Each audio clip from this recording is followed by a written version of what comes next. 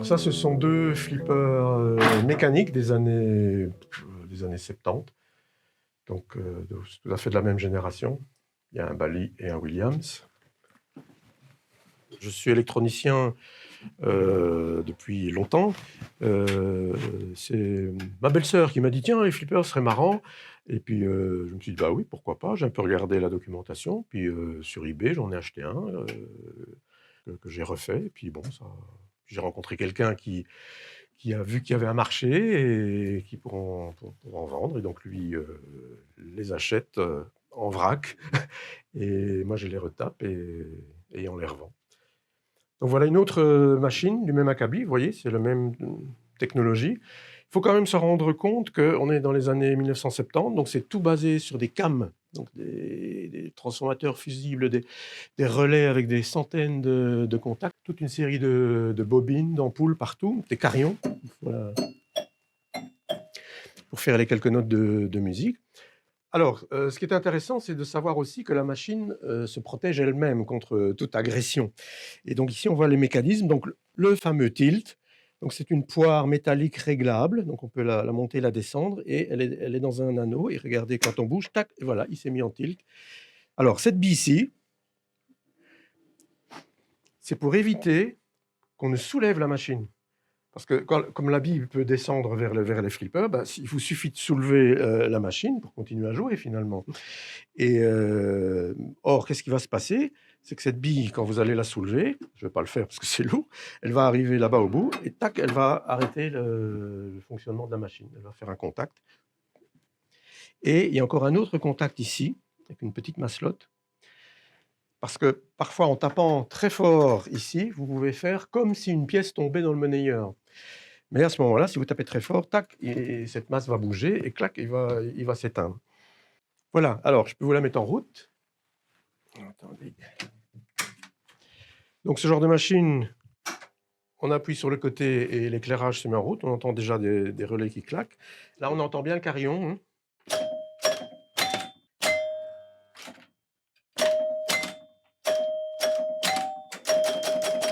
Donc là, on a l'impulsion.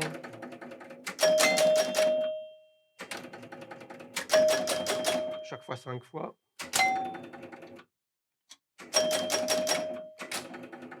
Donc, comme vous avez vu, il y a pas mal de bobines. Il y a différents types de bobines. On voit une. Parfois, on a du mal à retrouver certains modèles. Ou alors, elles coûtent trop cher. Et donc, comme j'ai une imprimante 3D, je me suis amusé à refaire des bobines. Et ça donne ceci. Donc voilà l'équivalent. Donc, tout le support a été réimprimé en 2 pièces et rebobiné avec cette bobineuse. Donc on voit ici, voilà le support comme il est imprimé. Je mets deux rivets, j'attache le fil et après, il suffit, il faut y aller doucement, bien faire attention surtout au début, et puis on rebobine. J'ai un compteur, quand on connaît le nombre de spires, le diamètre, etc. Donc je peux refabriquer, voilà le résultat final. Alors est-ce que ça fonctionne?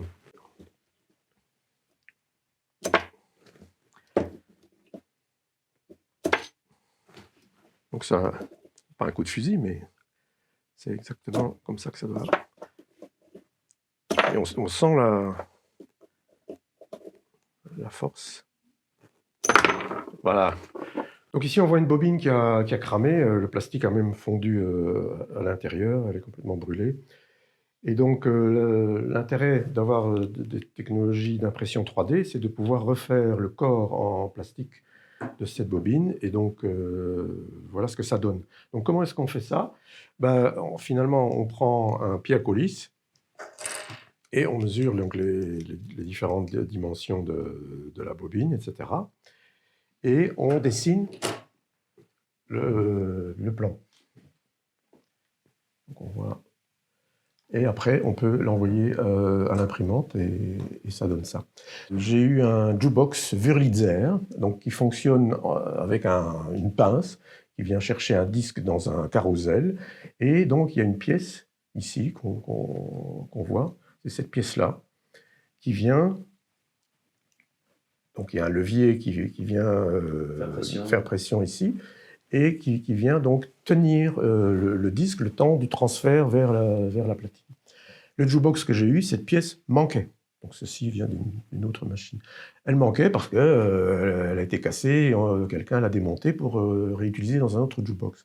Donc là, on a une machine qui est en fait complète et en raisonnablement bon état, que je peux faire fonctionner, mais il me manque cette pièce, qui est proprement introuvable. Donc, seule solution, il faut la refabriquer. Donc de nouveau, pied à coulisse. On va prendre un peu de temps pour la redessiner, mais voilà la pièce que j'envoie à l'imprimante, et voilà le résultat. Alors, vous allez voir que ce n'est pas tout à fait la même chose, mais ça suffit amplement. Donc si on regarde bien, l'important c'est d'avoir les bons axes, hein, les deux axes ici, le trou pour que je puisse y enficher, que je dois un peu agrandir pour que je puisse y enficher la barre, et l'autre barre qui passera ici. Après, la pince, évidemment, est incurvée en V, mais je peux facilement réincurver ça, et ça, je le fais pour faire l'ajustement final. Et donc, en coupant une plaque de plexiglas qui a cette forme-là, avec 2-3 axes, avec un ressort, je peux donc refabriquer complètement cette pièce qui manque. Donc celle-là, je peux la remettre dans la machine originale, et celle-là, je peux la remonter dans la machine que je répare.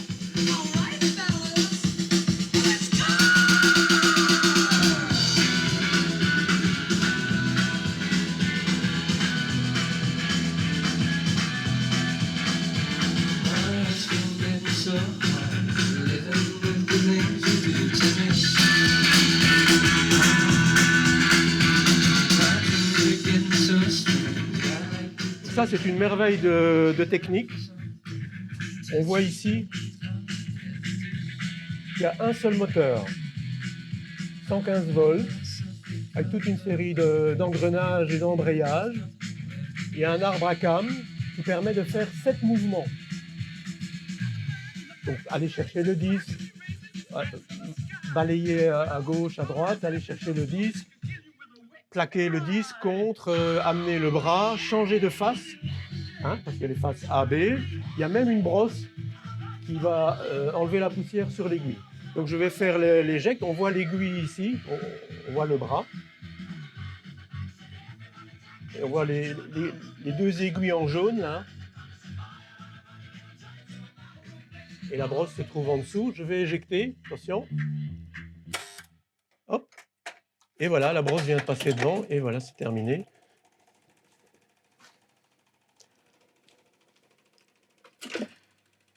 Il balaye 2 fois pour vérifier qu'il n'y a plus rien à jouer. Et il s'arrête. Voilà. Alors ce qui est formidable avec cette mécanique, c'est que c'est de l'horlogerie. Tout est fait avec des goupilles, même des goupilles coniques, et des ressorts, et tout un tas de clavettes. Et tout est parfaitement démontable, ajustable, réglable, remontable. C'est expliqué dans le manuel, il n'y a pas d'obsolescence programmée, c'est du métal, c'est indestructible et tout à fait réparable et réglable comme à l'usine au niveau des réglages d'époque. Donc c'est un plaisir pour des gens comme moi de travailler sur ce genre de machine. Je vais dire, qu'est-ce qui vous passionne? C'est davantage la technique, oui, le oui, fait oui. de découvrir, etc. C'est d'admirer les ingénieurs qui ont mis ça au point, parce qu'il y a des brevets là-dessus. C'est absolument fabuleux. Alors, ce qui est aussi intéressant sur cette technologie, c'est qu'au niveau de la mémoire, donc vous pouvez mettre plusieurs numéros, plusieurs disques, et lui est obligé de les garder en mémoire et de les jouer les uns après les autres, pas tous évidemment en même temps. Et ils ont mis au point un système ici, qui est cette barre, qui utilise des tors magnétiques. Ce sont des petites bagues, comme des petits aimants, des petits anneaux, qui sont traversés par des fils électriques, et en fonction du numéro, il y a des impulsions qui sont données pour magnétiser cet anneau dans un certain sens. Après, le phonographe circule le long, il a ici un frotteur qui va aller tester chaque aimant en envoyant une petite impulsion dans un fil qui le traverse, et au moment où il va voir que l'aimant a été magnétisé dans l'autre sens, il va y avoir une petite impulsion qui va déclencher, et il va s'arrêter net à ce moment-là. Donc en fait, vous avez un petit ordinateur avec une mémoire de 160 bits. Donc il y a 160 disques sélectionnables, donc c'est assez rudimentaire, mais ça fonctionne. Et ça fonctionne toujours très bien après autant d'années. D'ailleurs, il arrive souvent que quand je redémarre une machine, il joue les sélections qui ont été faites il y a 30 ans. Bien sûr, il n'y a plus le disque, mais il a gardé en mémoire magnétique les dernières sélections qui ont été faites avant. Oui, ça reste dedans. Et une fois qu'il est joué, hop, c'est effacé. L'aimant est retourné, il est magnétisé dans l'autre sens. Et à ce moment-là, la sélection est terminée. Donc voilà, à l'intérieur, évidemment, il faut ouvrir la clé. Donc ici, on voit les deux haut-parleurs d'aigu. Là, c'est la boîte noire, c'est celle qui s'occupe de comprendre ce que le clavier envoie et de voir au niveau monnayeur. Ici, on a le contrôleur, donc c'est lui qui pilote finalement le moteur, qui déclenche les sélections, etc. Et ici, c'est l'amplificateur. Donc, il y a 2 fois 50 watts sur cette machine-ci. Donc, il donne toute la puissance nécessaire. Et vous connaissez la provenance de ce jukebox Non, ici? pas du tout. On déduit parfois certaines choses en fonction. Regardez ici, c'est en allemand, donc il vient forcément d'Allemagne puisque c'est en Deutschmark. Vous voyez, donc c'était 0,5, un demi Deutschmark pour 2 jeux et 10 disques pour 2 Deutschmark. Donc clairement, il vient en allemand. Alors ça, par exemple, c'est le chariot avec le bras pour l'aiguille. Donc là, on voit tous les mécanismes avec le passage face A, face B. Il faut vraiment le débloquer et il est un peu bloqué. Voilà. Vous voyez?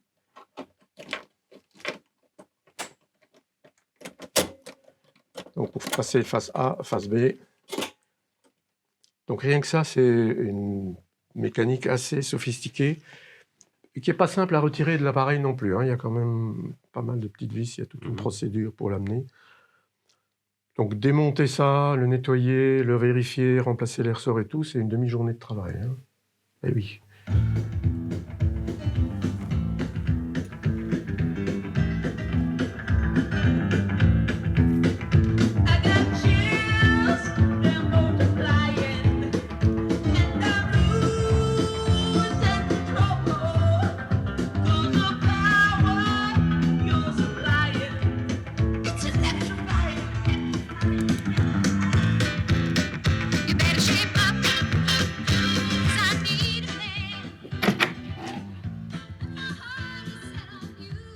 Voilà, l'intérieur d'un flipper électronique.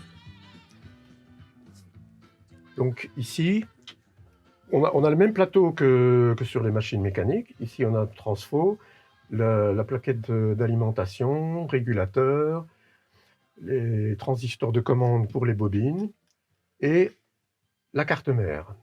Donc ça, c'est une carte mère typique d'ordinateur, pour ceux qui se rappellent ce qu'était un Apple II, les premiers ordinateurs, basés sur un microprocesseur 6800 qui se trouve ici. Et il y a deux contrôleurs d'entrée-sortie là, plus des EPROM, des RAM. C'est vraiment la carte, il manque que le clavier et l'écran, mais c'est le même principe. Voilà, tac, 1, 2, 3, 4, 5, 6, 7, et voilà. Donc, ces 7 clignotements ont un sens pour moi, parce que le premier veut dire qu'il contrôle cette mémoire-là, s'il arrive à la lire, le deuxième, cette mémoire-là, le troisième, celle-là, et puis il contrôle ses contrôleurs, etc., ses contrôleurs d'entrée-sortie. Et donc, quand il a vu que sa carte réagit normalement, il se sent à l'aise, et à ce moment-là, il donne le feu vert, et il commence à travailler et à faire fonctionner la machine. Ce qui est très pratique pour moi pour faire du dépannage à distance, parce que je demande au client à ce moment-là d'allumer la machine et de me dire où ça en est. Soit on redonne un petit coup avec le doigt sur le chip et c'est bon, soit la carte revient et je la répare. Voilà un exemple de plateau que j'ai nettoyé, donc on voit que c'est beaucoup plus propre qu'avant. Donc tout a été refait, nouveau caoutchouc, tout a été rebris, tout a été nettoyé et ça fonctionne parfaitement. Et on lance la première partie ici. Allez-y.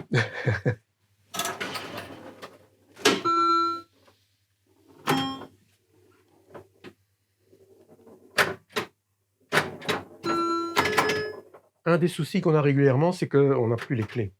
Donc on se retrouve avec des machines qui sont fermées et auxquelles on n'a plus accès. Alors, il y a deux solutions, soit on prend la foreuse et on fore dedans et on casse tout, ce qui est quand même pas très joli, et en plus qui peut, parce que certaines serrures se trouvent ici au-dessus, si vous avez des copeaux qui tombent dans l'électronique, c'est jamais adéquat. Donc à ce moment-là, ce qu'on fait,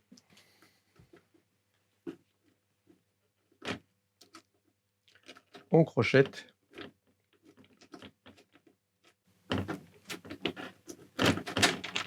Et voilà.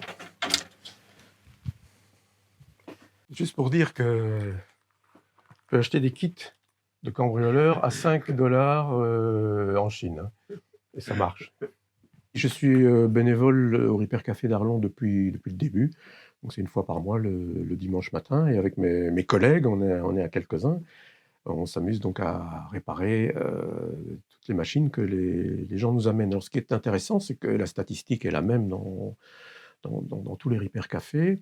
C'est qu'un tiers des appareils sont réparés au moment même, parce que bon, c'est juste un câble qui s'est défait ou fusible ou quelque chose, et que le deuxième tiers est réparé le mois d'après, parce qu'il faut le temps d'aller acheter la pièce. Donc ça veut dire qu'il y a quand même 66% des appareils qu'on nous amène qui sont réparés et qui ont donc une seconde vie. Bon, l'obsolescence programmée, tout le monde la constate régulièrement. La France est le seul pays actuellement qui a fait une législation où l'obsolescence est condamnée au pénal. Et le problème, c'est qu'il faut pouvoir le prouver. Il faut pouvoir prouver l'intention de diminuer la durée de vie de l'appareil. Parce qu'on peut mettre des composants, les constructeurs se défendent en disant bah oui, bah bon, on a mis un composant, après un certain temps, ça ne marche plus. OK. Alors j'ai eu le cas où ce composant avait faibli.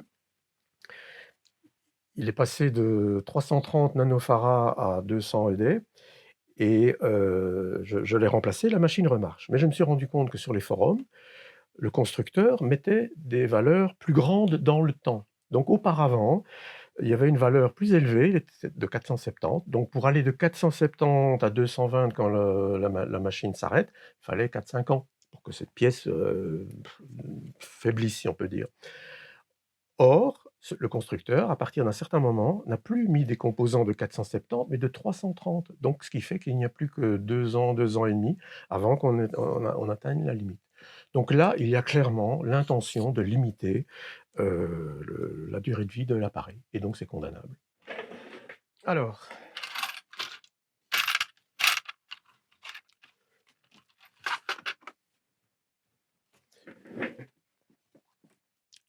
ici, j'ai un client qui m'a amené un magnifique enregistreur à bande, Tandberg, considéré comme étant les meilleurs de l'époque, hein. Ça date des années 80, donc ça fait déjà 43 ans. Il ne donnait plus de son. Donc j'ai regardé, c'est vraiment le genre d'appareil formidable à réparer, parce qu'il y a une caisse en bois, il y a 2 vis, les manuels sont disponibles. Vous enlevez le boîtier, vous avez tout à disposition, l'électronique derrière, etc. Et je me suis rendu compte que l'alimentation en 24 volts ne fonctionnait plus. Le régulateur était chaud, j'ai cherché un petit peu avec le schéma, et j'ai trouvé que c'était ce petit condensateur au Tantal, c'est un classique, qui est en court-circuit. Donc il est complètement mort, et je l'ai remplacé, et après, ben, ça fonctionne. Quand on écoute le son de cet appareil.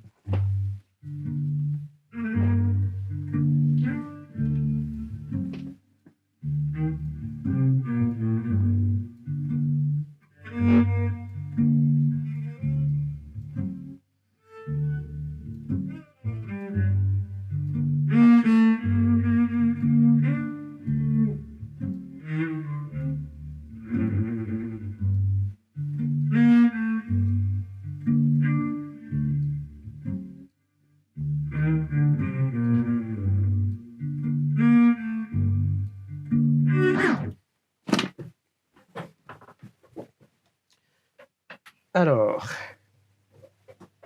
donc là, je suis en train de le lancer. Donc, il y a un moteur qui fait tourner des centaines de roues, de petits trous phoniques à l'intérieur.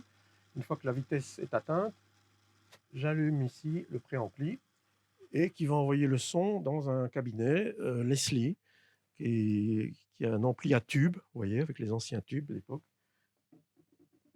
Donc il faut attendre que tout ça chauffe.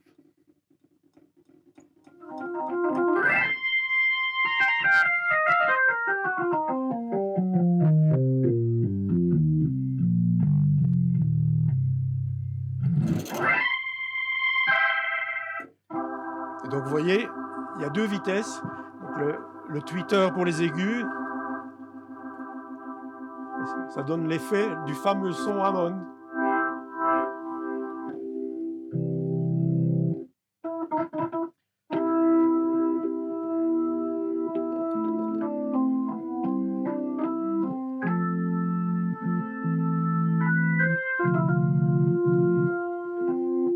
Ah. Le tout début, c'est mon père, quand j'avais 9 ans, m'avait expliqué. Donc moi, je jouais avec une pile et une lampe, et il m'avait dit qu'il fallait 2 fils. Et quand j'ai vu le vélo avec la dynamo où il n'y avait qu'un fil, je lui ai dit: «Papa, tu me racontes des bêtises, où il est le deuxième fil?» Puis il m'a expliqué que c'était la masse, que c'était le châssis donc du vélo. Et j'ai trouvé ça génial comme idée, et ça m'a intrigué. Et un jour, mes parents avaient une télévision noir et blanc qui était en panne, et le technicien, qui était d'Abel à Neuve, est venu la réparer, et à l'arrière, il y avait plein de tubes, et il y avait, un cadre avec toutes les cartes électroniques, et on pouvait ouvrir tout le cadre. Il y avait tous ces petits tubes qui dépassaient, qui s'allumaient de manière orange, et il avait un miroir devant, et donc il pouvait régler la télévision en regardant, l'image. Et à 9-10 ans, j'étais là derrière, mon père m'a dit: «Laisse le monsieur travailler», et cet excellent technicien m'a dit: «Non, non, non, laissez-le approcher, il est curieux, tu ne touches à rien», parce qu'évidemment, et j'étais absolument hypnotisé par, tous ces circuits, tous ces câbles, toutes ces petites résistances avec des anneaux en couleur.